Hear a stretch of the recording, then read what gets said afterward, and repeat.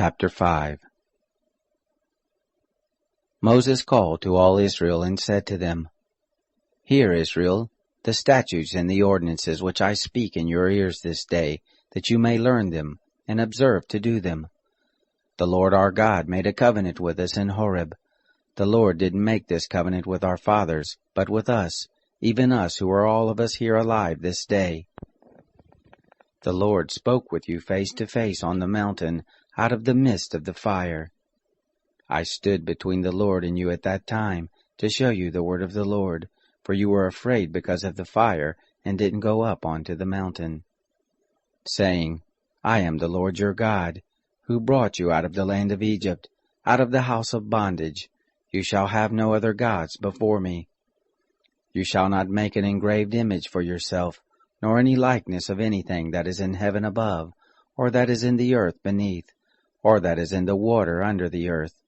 You shall not bow down yourself to them, nor serve them, for I, the Lord your God, am a jealous God, visiting the iniquity of the fathers on the children, and on the third and on the fourth generation of those who hate me, and showing loving kindness to thousands of those who love me and keep my commandments.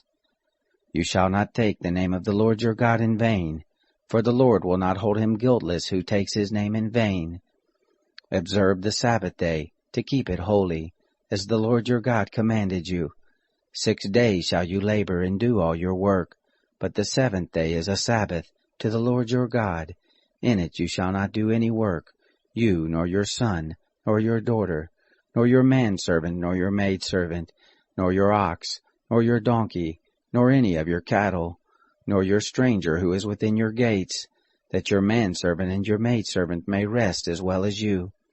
You shall remember that you were a servant in the land of Egypt, and the Lord your God brought you out of there by a mighty hand, and by an outstretched arm. Therefore the Lord your God commanded you to keep the Sabbath day. Honor your father and your mother, as the Lord your God commanded you, that your days may be long, and that it may go well with you in the land which the Lord your God gives you.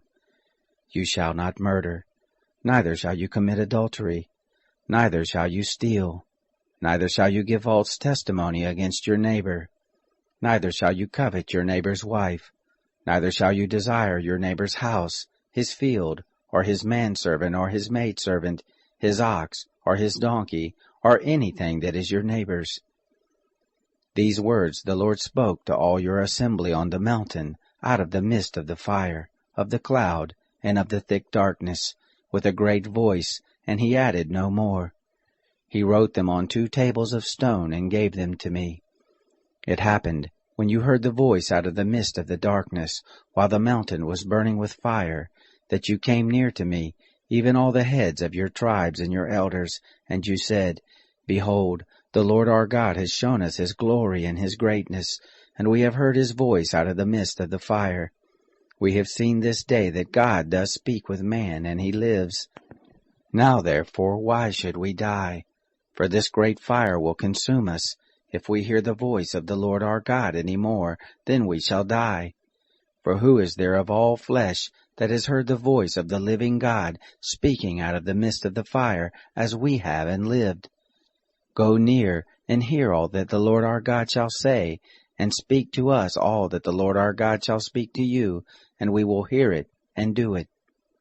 The Lord heard the voice of your words when you spoke to me, and the Lord said to me, I have heard the voice of the words of this people which they have spoken to you. They have said well all that they have spoken. Oh, that there were such a heart in them, that they would fear me, and keep all my commandments always, that it might be well with them, and with their children forever. Go tell them, return to your tents.